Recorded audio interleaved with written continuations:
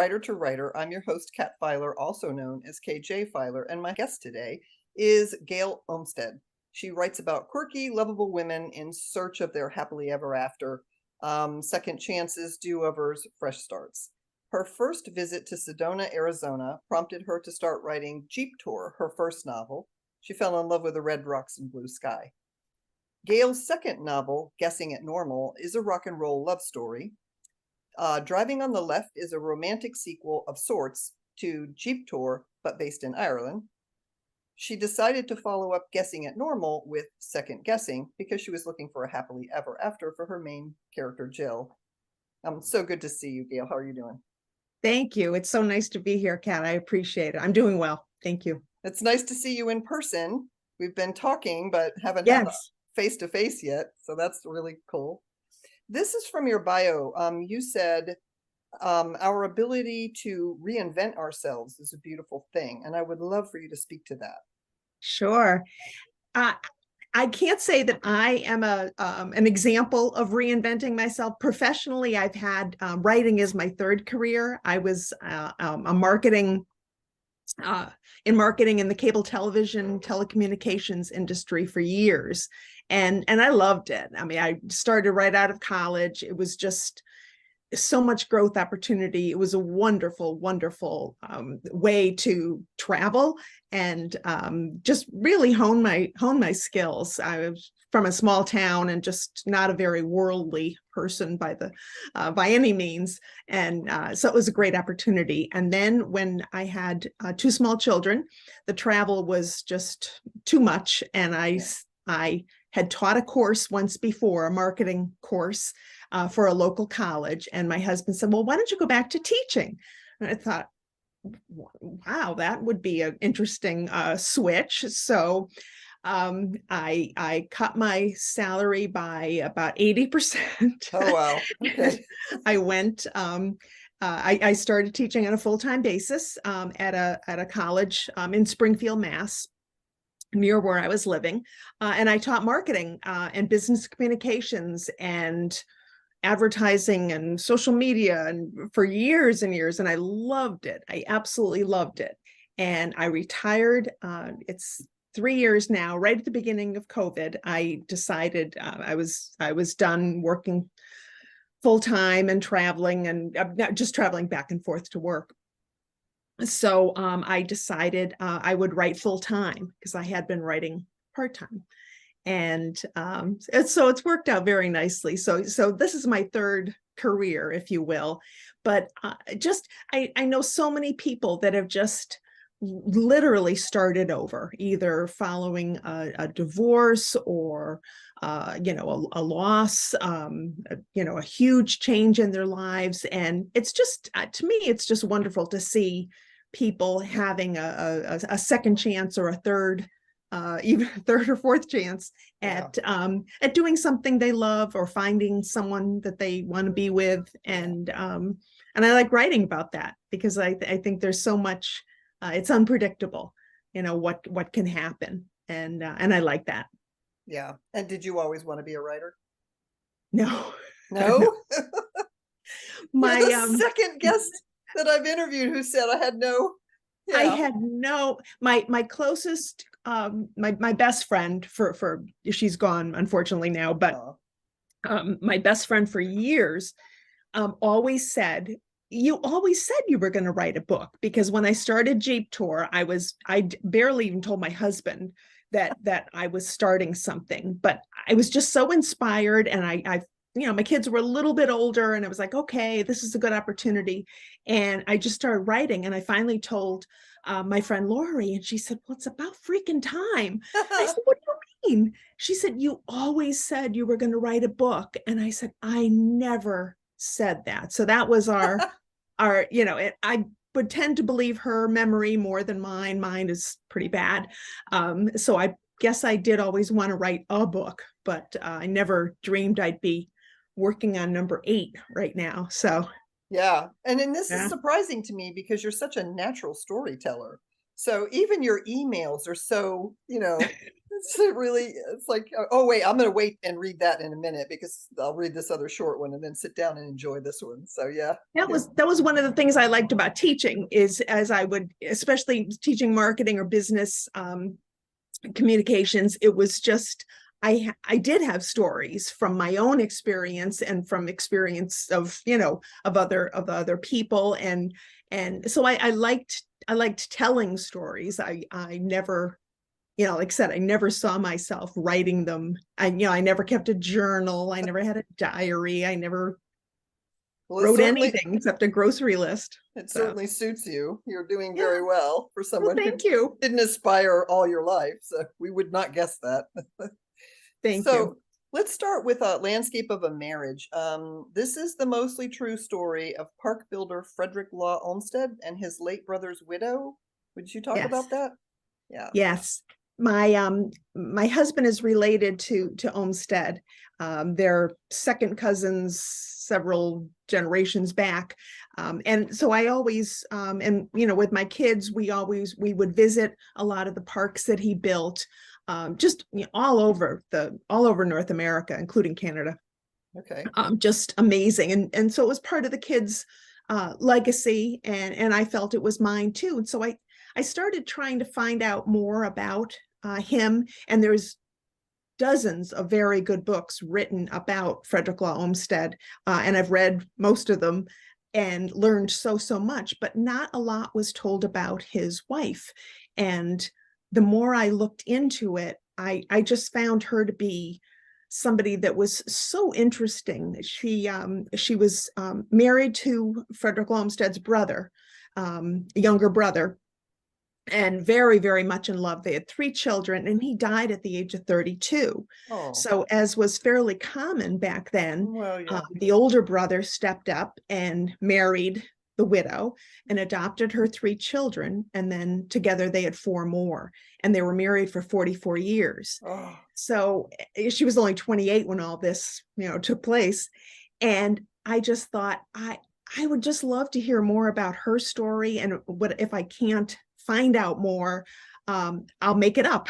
yeah. So I just thought she would have a really interesting voice. It was such a exciting time, the second half of the 19th century, the Civil War and the Emancipation Proclamation, the Gold Rush, the Industrial Revolution, all these things going on that in the background while they were raising a family and traveling the country, and he was off, kind of he was a very impractical man. In fact, one of the books written about him that I would very much encourage anybody that was interested to read is he's called An Impractical Man, because he saw he had this vision. He was obviously very bright, very inspired, and he had these visions about what these parks and public grounds and private estates should look like. And if it wasn't the most practical or cost-effective way, that was just too bad. That's he had these standards that he wanted to meet, and I guess his work stands for itself, because there's between 1857, when he began as a landscape architect, and 1957, when his youngest child died. Between that 100 years, there were 6,000 projects assigned Wow. or associated with the firm's name. So either Olmsted himself, or his son, or his stepson, or their employees, whatever, had 6,000 different projects going on. And I mean, there's really not a part of the country that he hasn't had a major impact. So I wrote the book from his wife's perspective, and it was about their marriage and their relationship and how they held it all together. And it was fun. I enjoyed it. I never liked history that much, in school. I don't know, it was always like memorizing dates and things, which Yeah. I never thought was all that interesting. But I got into the history of the time and the people, and so I enjoyed it. It was, it was a good experience. Well, and you have such a gift for coming up with titles. Landscape of a Marriage. I love that. Yeah, that one was, it hit me one day. I wasn't sure what it, what it was going to be, and was like, and I just thought the bumps and the, it's Yeah, never like a smooth, kind of right. um background or whatever. You've always got all these unexpected twists and turns, and in any relationship, especially one for 44 years during, Yeah, during that for time. sure. And so did you know the title when you started writing or not? I knew it very early on. Okay. Yeah. Yeah. At That first I was just taking notes, and I wasn't sure how, how I was going to tell it, whether it was going to be kind of like all in high, like she's telling her granddaughter, oh, this is what happened back then. I didn't know how I wanted to say it, but I just started doing the character development, which is and trying to learn more about the times, the customs, the culture, the what they would eat, what they would wear, where they would go, and all that. But the title came to me, pretty quickly. I think I wrote it on a sheet of paper, and it was like, yes, that's it. Yeah. Yeah, I have to Yeah. say I haven't read that one. I have it, but I haven't read it yet. Like I said, I'm catching up on your backlog. But but when I looked at that and then I read the blurb and I thought, oh, this is that beautiful title, and I'm really looking forward to reading this. So this will be Thank great. you. Yeah, I hope you enjoy it. Oh, I'm sure I will. So my first experience as a reader with you was Miranda Writes. And your new book, Miranda Nights, is a sequel to Miranda Writes. And before we talk about that, I wanted to let readers know my review of Miranda Writes. So Miranda Quinn has it all: a job as a high profile attorney, an all American hunk of a boyfriend, and a bright future with all the perks until she doesn't. When her star witness in a case that would put pure evil in prison for good skips town, Miranda's entire life starts to unravel. Everything disappears: her job, her relationship, her reputation, and all she has left is a place to sofa surf and a supportive dad. And it goes on from there. But the beginning of this novel, I don't want to tell too much because no spoilers, but the beginning of this novel just grabbed me by the throat. It's not a genre that I read a lot. I have started to because some of my friends write in that genre, but it's so for me to sit down, not knowing you, sit down and read this and say, "Oh, definitely, I'm going to carve out some time here." It's a good book. I really like it. So, and I am I'm so happy. glad. Yeah, and I'm real happy that we did a sequel because I missed Miranda. So, what was it like writing a sequel? Was it easier or harder than writing the original? Yeah, both. I think, and it was easier in a way because I already had such a strong vision of Miranda, her character, her, her family, her relationship with her father, which was one of my favorite things in both books. Really, was her relationship with Pop. I just, it's nothing like the relationship I had with my father. Very, very different, but I think it was the kind of thing that he just loved her so much, but he didn't understand everything that she was going through, and but he tried to, and that was, I think, the difference. So yeah, it was easier in a way because, like I said, I knew where she lived, what she ate, what she wanted, what she, all those kinds of things. But in a way it was more challenging because I wanted to give her a new story. I wanted to give her not just, oh, same, same story, same, nothing's changed, because a lot changed for her. And then I'm kind of a stickler for the details, in terms of, wait, did I say she was this in the first book? No, Yeah. she was and so trying to get them to line up within reason, within Yeah. um, was probably a little bit more challenging, but mainly just to give her some fresh story, Okay. something that was would be hopefully interesting to people. What can you tell the reader without spoiling the book about Miranda Nights? about Miranda Knights. Well, she's in a very different place. She's no longer practicing law. Now she's got a late night radio show, which is where giving legal advice, or excuse me, legal. It's a very, in fact, she goes into it now. I can't think of what it is, but Yeah. she's not giving advice, because legal advice means you have to have a connection with the person you're giving it to. So it was more just legal talk, opinion, and things like that, with a lot of call-ins.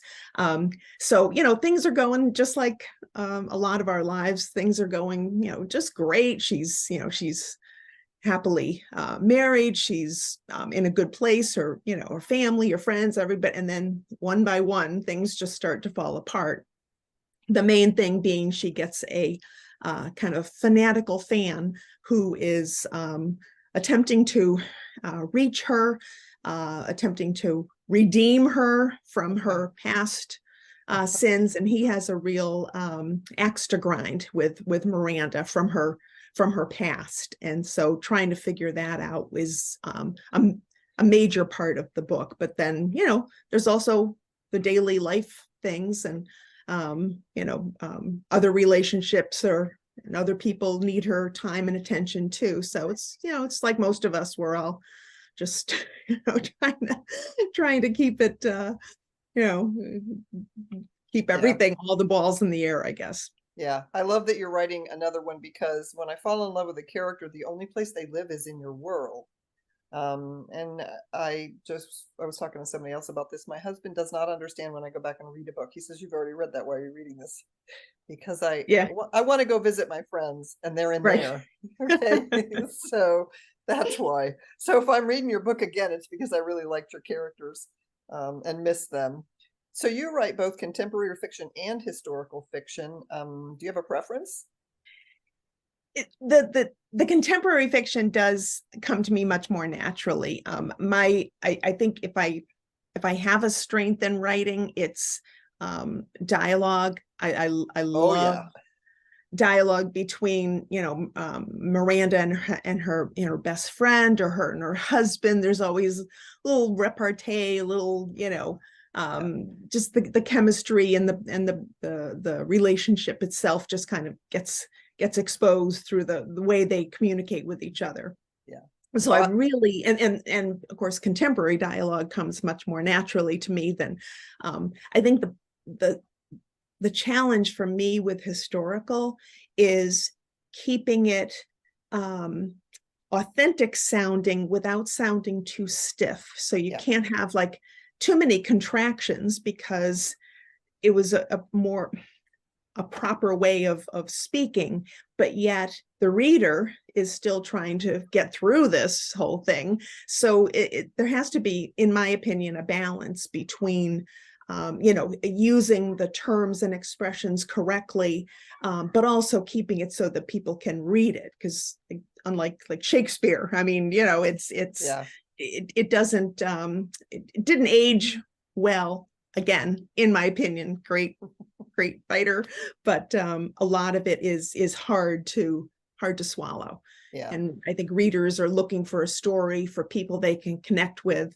And I think with historical, I mean, what I found with Mary Olmsted, and what I'm finding with the book that I'm writing now, which is also historical, is the problems that women faced 150 years ago are really not all that different than what we are, dealing with today.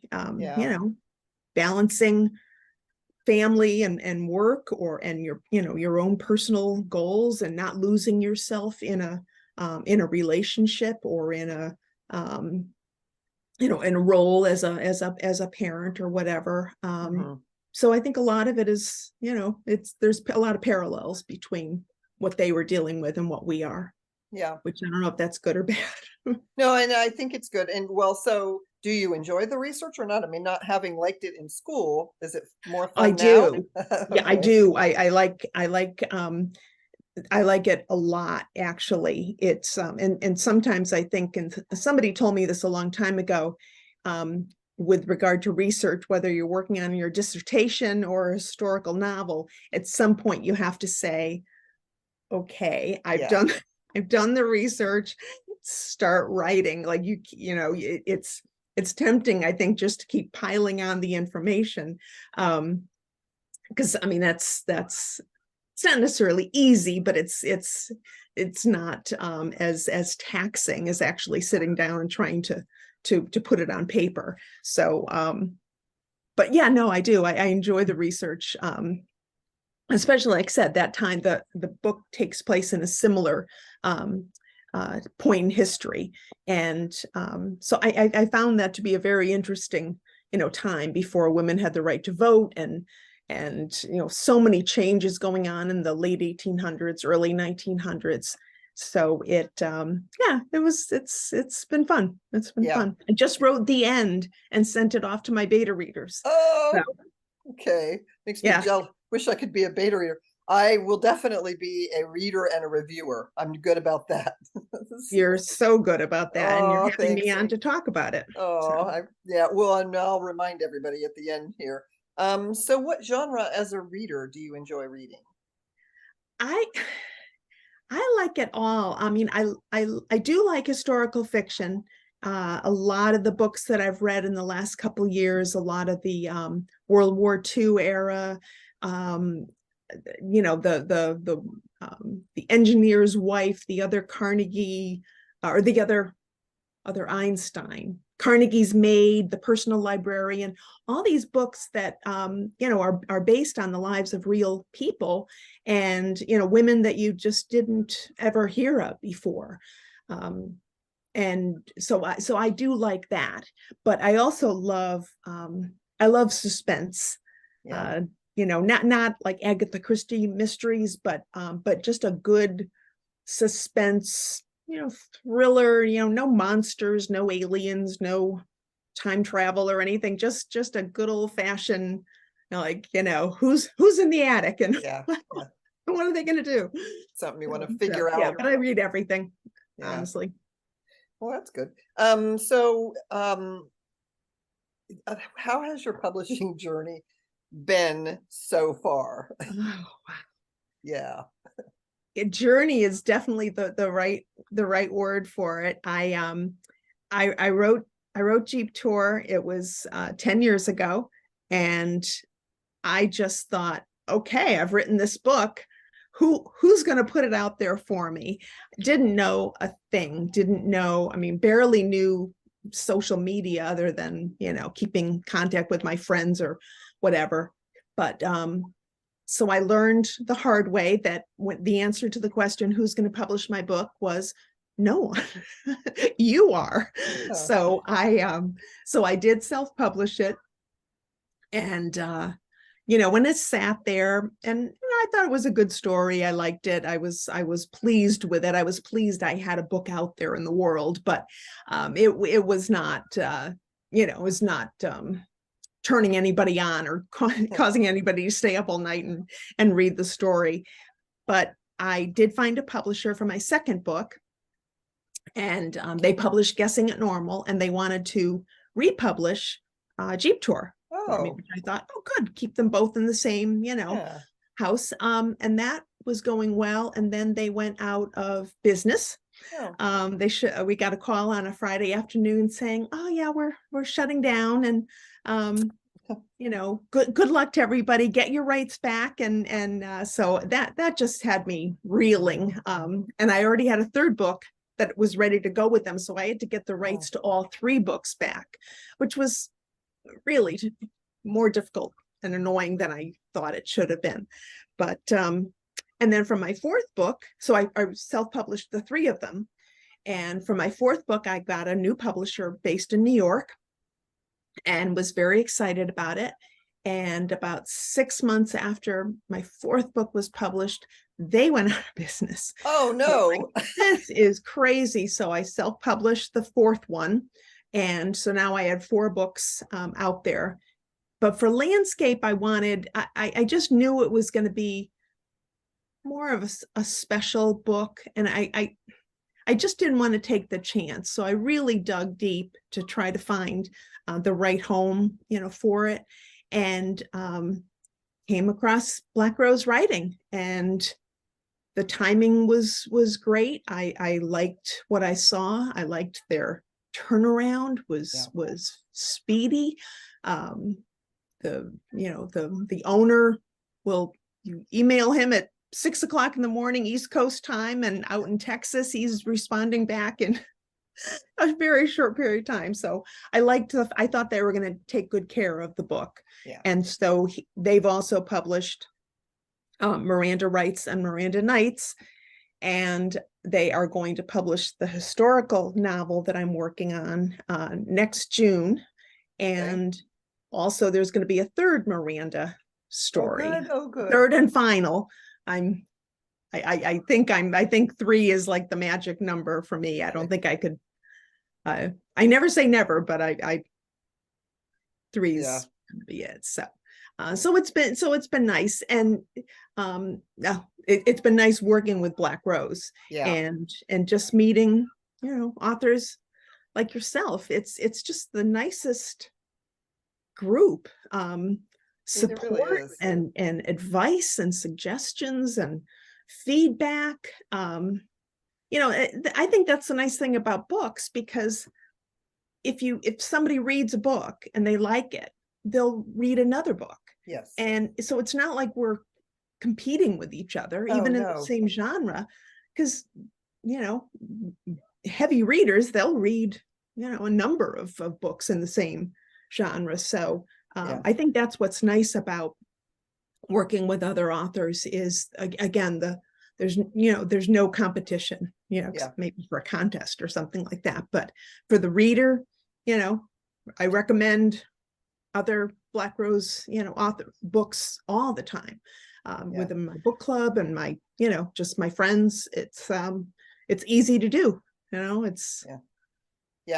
very happy with them. And I think that one of the reasons that they looked attractive to me was because they do actually publish so many genre. Sometimes you get with some of the smaller publishers and they're only doing, sort of a narrow universe. And and I also feel like, now we are plugging Black Rose, so I hope our publisher is very happy with us. But for a small publisher, they are just so generous with the PR.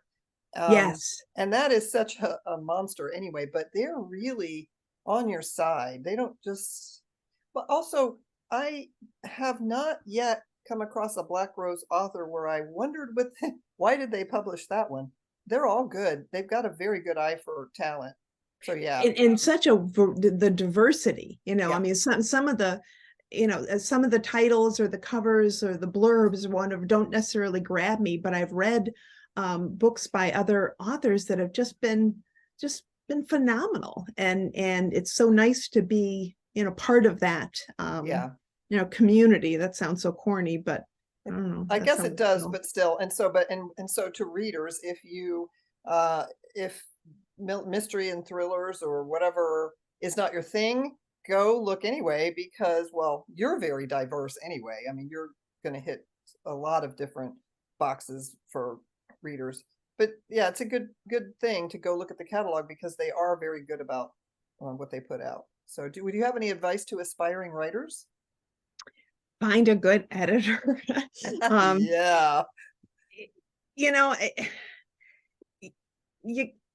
It's so easy to it's probably too easy to self-publish, and having gone, both directions, I can say that it's so easy, but it's deceptive, because even though it is easy to just hit submit or publish and boom, you have a book, there are costs to it, not just your own time, but people say like, oh, I'm really good at editing my own work. It's like, no, you're not. You're not. You can't be. I mean, good for you, I guess, if you think you are, but you're not. So I just think we're lucky at Black Rose because we have David King. Shout out to David for turning phenomenal covers, scratchy ideas I have on a sheet of paper and turning them into a beautiful, to me, eye-catching cover. But just in terms of there are costs, and it takes time. It's not bang, submit, you know, I've got a book out this weekend, you need to give it the time to have other people read it, find, you know, what's good, what's not so good. And if they're especially if they know that genre, because editing is not editing. I think it really depends on, you know, the genre. Like I said, I do a lot of dialogue. So if I put my, you know, pages through some software, a lot of it would get, you know, red flagged. I need somebody to read it and say, do you really mean this? Is this what you want to say? And so I think take your time, find a good editor, read everything you can in the genre, because readers, you know, you have to make it easy for the reader. That's, you know, they want to know, what am I going to get with this book? Am I going to be scared? Am I going to be touched? Am I going to cry? Am I going to want to go out and, you know, change the world? I mean, what is it that what am I expecting from this book, and what should I expect? And if you don't give them that, it's just easier to just say, I'll look at the other, you know, 8,000 books that were published this hour, this last hour. You know, so. Well, and I think also that an editor, and here would be my advice, is not only find an editor, but find a good editor and keep them, you know, in your little tickler, because once you find a good editor, that person becomes almost a best friend. They have the book success in mind too. And I do like critique groups, and I do like, and beta readers are just absolutely priceless. But then I also really feel like an editor is a separate thing, because they're not trying to influence where you're going. They're looking at what is your vision, and are we getting there or not? So it's not just about proofreading. It's about it's about plot holes and pacing. So your editor is worth whatever she's charging. Yes. So definitely. So what's next for you and Miranda? Well, once now that I've gotten the first draft of this historical novel done, and I have a publishing date, and like I said, I have beta readers reading it as we speak. So that's very exciting. So I've started kind of outlining some ideas at the end of, well, giving a spoiler, but at the end of book 2, Miranda Knights, Miranda is considering yet another career shift. So she is going to be practicing law again in a legal clinic, and she's going to discover something kind of shady going on in New London, Connecticut. The whole series is based in the southern coast of Connecticut, where I grew up going on vacation with my friend Lori and her family, and it's just beautiful, and it's the ocean, and it's, you know, vacation and summer and beach time, and so that's where the Miranda stories are. But like I said, now she's practicing again, working for a legal clinic, and she's going to uncover some situations that need her attention. And so I'm hoping, I don't have, you know, I'm one of those people, I can't write 2 books at a time. I mean, I can work on marketing for one, or I can work on outlining for one, or whatever, but I literally can't write them at the same time. I just don't have the bandwidth or whatever I don't know how anybody does that. Well, I know. I think it's something that a lot of new writers fall into. I know I was doing it. I had 6 books going at one time, and if I got bored with one, I'd go to the other. You'll never finish anything if you keep doing that. Look, the shiny bauble. I thought of another story. Let me start another one. You know? And you just don't ever get anywhere with that. Can you tell us anything about the historical novel? Yes. The main character is, her name is Catherine. She is a minor character from Landscape of a Marriage. her name is Catherine Prescott Wormley. She is a British aristocrat who comes to the United States at the age of 18. She becomes a volunteer nurse for the Civil War, works for the United States Sanitary Commission, works for Fred Olmsted, who was directing the whole thing. And they develop a lifelong friendship, mentorship. She never married. A lot of indication that she had a very romantic inclinations towards him, that he, as far as I can tell, never returned or gave her, reason to think that he was also interested. But Catherine was, like I said, she was, she had money. She could have done anything she wanted. She gave everything back to the American people. She was a Civil War nurse volunteer. She ran a hospital for injured soldiers in Rhode Island. She started with her own funds a vocational school for underprivileged girls, teaching them skills so they could go out and get a job, either working in a household or even just to run their own households when that time came. And then she developed like her fourth career, which was a translator of French novels. Because she was schooled in Paris and London, she spoke French fluently, understood the culture, and became an award-winning translator of Molière, Dumas, every French novelist you can even think of. If you Google her or go into Amazon and put in Catherine Prescott Wormley, she is the translator of 40, 50 books, all of which got her a lot of acclaim. So that was, and all the money that she made from translating those books, she put back into charitable foundations that she was working. So she was a philanthropist, a volunteer nurse. She ran a school, she ran a hospital, never married. And so this is her story. And she's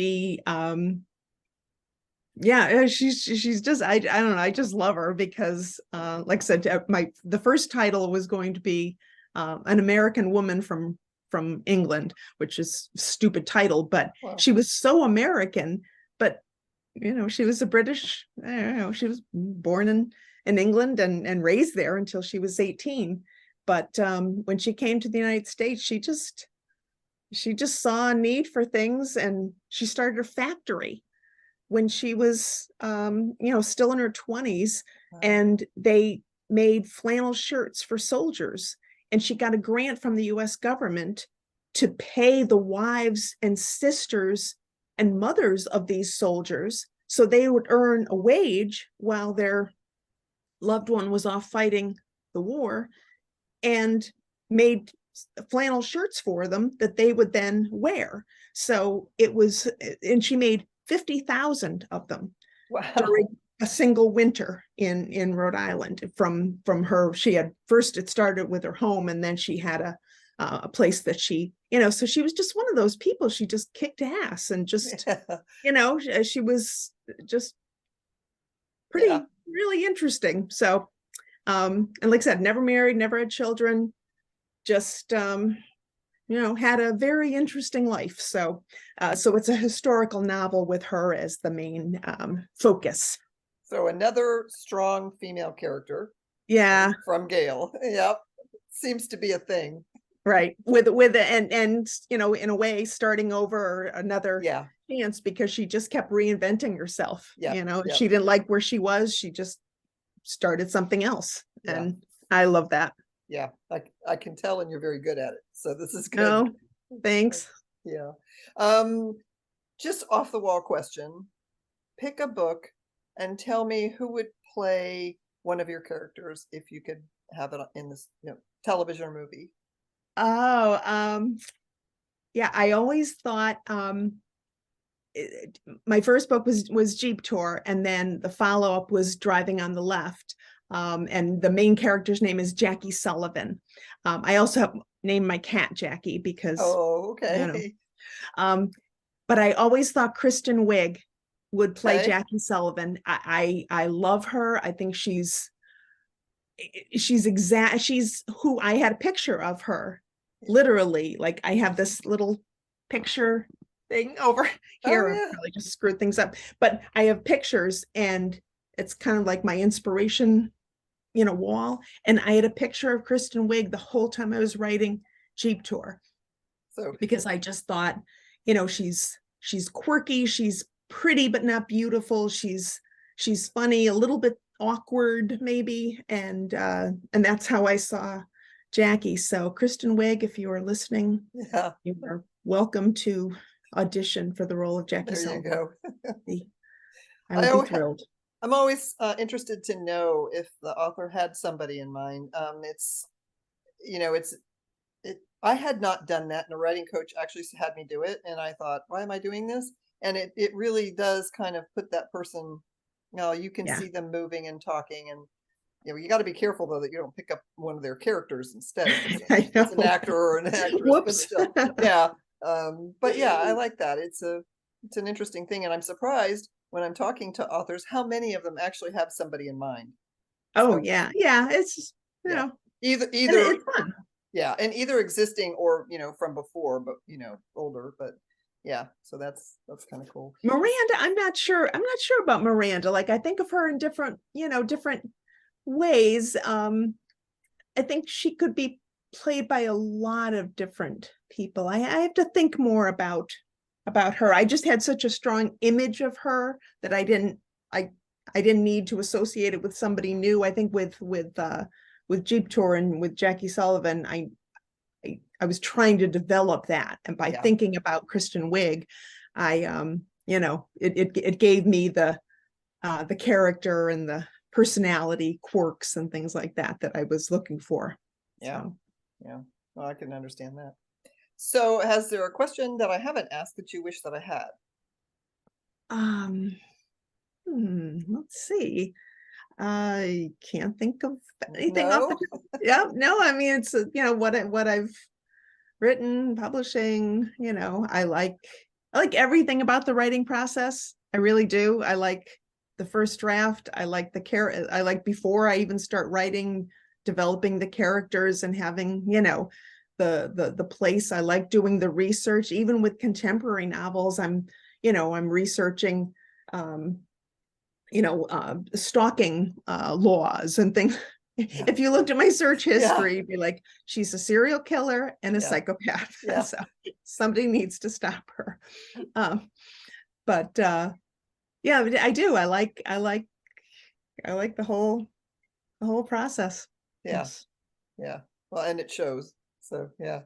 Thank Well, you. Gail, it has been a pleasure and an honor. I really enjoyed getting to know you too. I mean, well, I kind of feel like I know you anyway, but it's I nice did to put a too. Yeah. face, yeah, to the yeah, I hope you'll come back for your next one. Give me a shout and let me know when you're ready for another interview and we'll get you back on. To readers and listeners, please go to the links below. I always put up all the links for the author so you can find her books, you can find out if she's going to appear somewhere or whatever her passion projects are. And I'll put up all the links and social media too. So Thank you so much. I appreciate it. thank you.